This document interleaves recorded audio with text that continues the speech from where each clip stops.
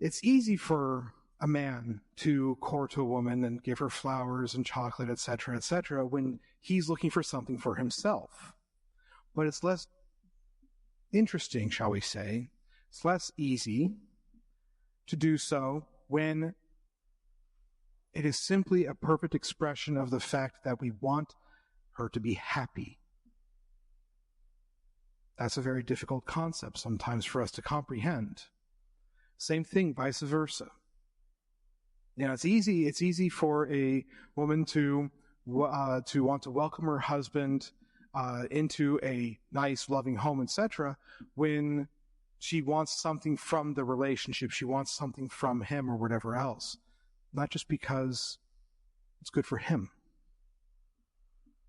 Whatever may be the circumstances, whatever may be those are good stereotypes, if you will. But the fact of the matter is, men and women are very different creatures for a purpose. They're supposed to perfect themselves and each other through themselves and each other.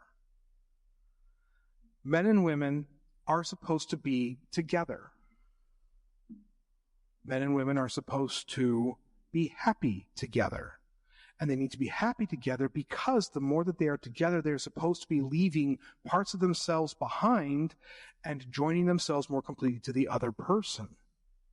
Now, you don't have to stop being you, as I've already mentioned, but you do have to be willing to part with little parts of yourself, little pieces of yourself from the outside, from the superficial parts of ourselves, to be able to give more of ourselves over to the other. So an example that I like to use is one of carpentry. And if you look at the pews in front of you, you can tell that they're not all made of just one piece, but there's several pieces that have been connected together. At least I can see it. It used to be what I did, so it's something I talk about all the time.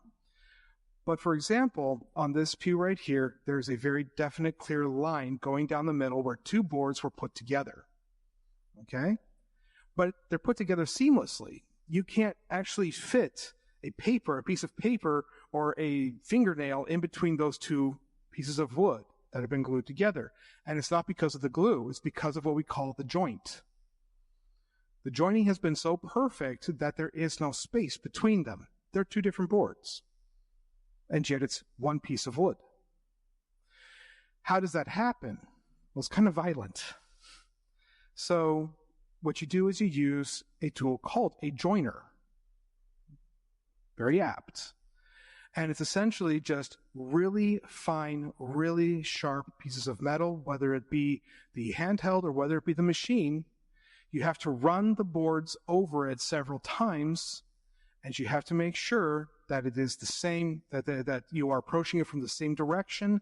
You have to make sure that you're approaching it from the same angle, etc., so that the two of them can start coming together. And even then, you still have to sand it, you still have to file it, you still have to make it more and more fine. That joining has to be more absolute. The reason for this analogy is because that is one of the hardest things that newlyweds have to experience, is the fact that they always tend to think, whether intentionally or not, that it's all going to be a honeymoon. And it's not. The first thing you're going to notice is, oh wait, he really doesn't pick up his socks every day. Or whatever it may be. Something small like that. Or, okay, her mom's cooking was way better. What's going on here? It's something small. But those are the little imperfections, the little pieces that we are shaving off with every pass of the joiner. We use the little pieces of sawdust that come off with the sander, whatever else. But by doing so, some of them are painful and some of them are brutal, but at the same time, every little bit that we can peel those things back, sand those things down, every little imperfection that we can get rid of, the more perfectly and the more smoothly those two joints are going to fit together to form one piece of wood, to the point that nobody can see the distinction between. Now, this is a bad example of it because it's just kind of cheap work. It's just throwing two random pieces of the same type of wood together. Real artistry is when you can find two pieces of wood and then connect them in such a way that by looking at the grains and everything, you can't even tell that they were ever two pieces of wood. That's hard to do. And that's real mastery. That's real mastery. That's something that, by the way, I have never done. I've never been that good. But that is something that is important. That is the goal for every married couple, that there should be such a perfect joining between the two. There should be no difference between the two. Now, that doesn't mean different personalities. You can have different personalities. You can have different identities. But guess what? Over years, you're going to be picking up traits of each other. If you have a good marriage or whatever else, you will pick up traits of each other. That's normal. That's natural. The fact of the matter is, I've actually noticed it in my parents, thank God. I'm sure every one of us can think of an example that we have around us of somebody who, that starting to pick up accents, or starting to pick up the way that somebody talks, or the way that the hand gestures that they use, or whatever else. It's very common, and it's one of the biggest blessings that you can have, because that's the goal. But the way that happens is that part of it subconsciously, but most of it consciously, we have worked hard to overcome the things that distinguish the two of us and that differentiate between the two of us to be able to accomplish a more perfect union. Nobody gets married, except for the Blessed Virgin and St. Joseph, nobody gets married fitting together. Everybody gets married, and then they have to spend the next 50 years shaving down all those little imperfections and oddities and personality quirks and preferences and tastes and whatever else. I'm very proud of the fact that my dad actually likes mushrooms now. That was 50 years of work by my mother. But he actually likes them. It's a beautiful thing. It's a small thing, but it was a tremendous sacrifice at first. But you know what? Over the years, now he actually likes them. I don't know how or when, but it happened. So that is something, that is just one small example of how someone's tastes can somehow change because of what they're exposed to. Again, part of it is human nature, just human survival. I'm with this person till the day I die. I better start learning to like these things. My dad likes BBC dramas now, the old English Dickens stuff, the kinds of things which he would just cry at as being just terrible. Now all of a sudden he really likes them. My mother has actually learned to watch war movies. Again, something that 20 years ago, forget about it. I use their example because they're the one I have on hand. But the fact of the matter is, these are tastes. These are not absolutes. Just as we shouldn't impose our taste on our spouse, neither should we refuse to appreciate what the other person enjoys. So that's going to be one of the clear and obvious ways that we can make little sacrifices. Our spouse wants this. Well, I can actually suck it up and deal with that for an evening or many times a year, whatever. I can deal with it. We're supposed to. As a married couple must be willing to work together and to share in the appreciations, tastes, likes, dislikes, whatever else that the other person has. You're not going to be clones of each other, ever. But at the same time, you have to be willing to give up something that you like or you appreciate or that is yours or whatever else to appreciate the other person, and vice versa. Problem is when this comes into a marriage that is all give and no take on one side or the other.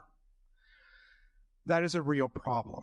And so the side that has to sacrifice more is the side that gets attacked and abused more.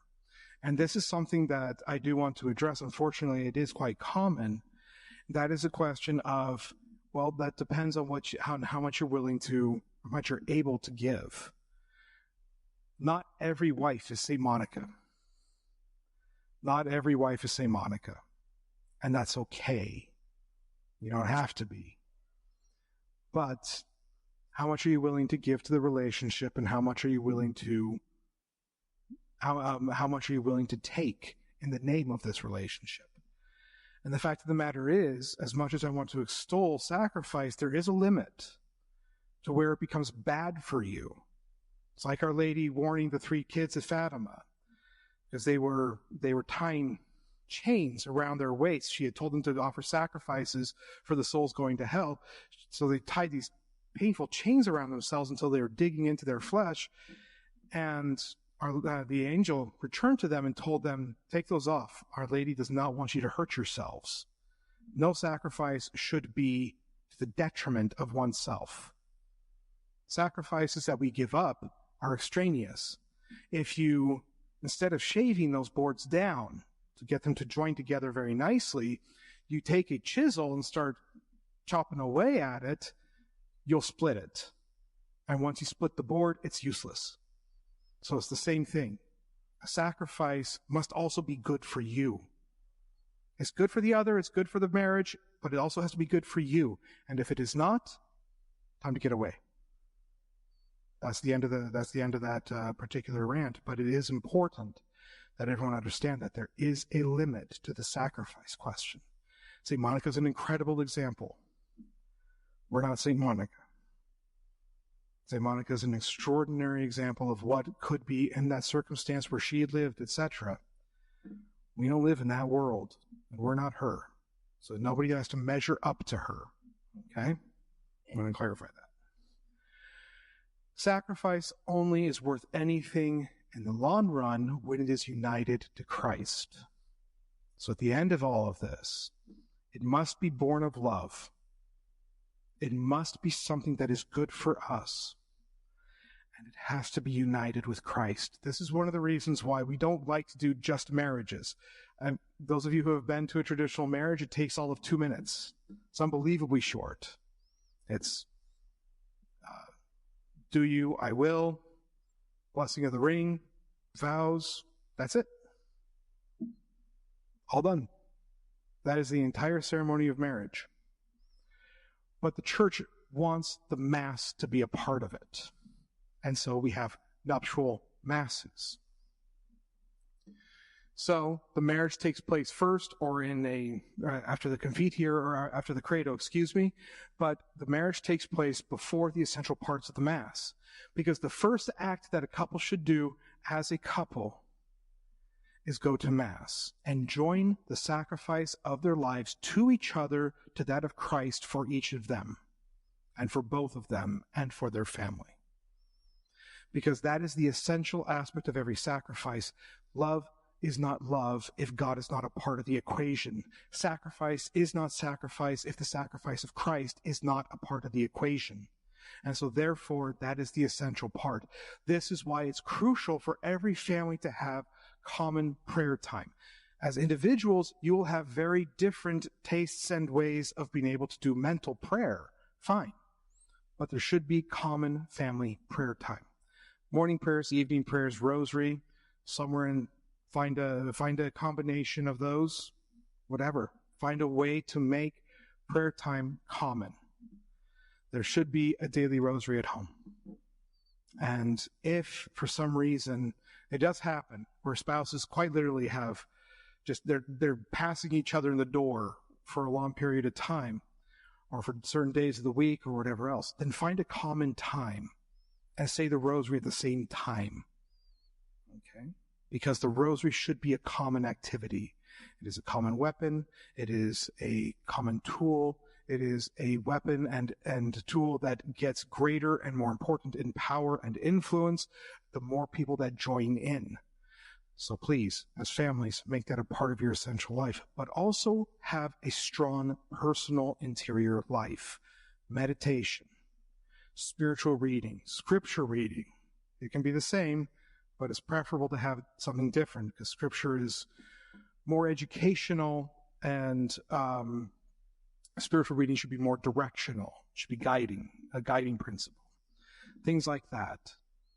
Those things should be a part of our everyday life. If we have the time for it, if we have the energy for it, they should be a part of our daily life.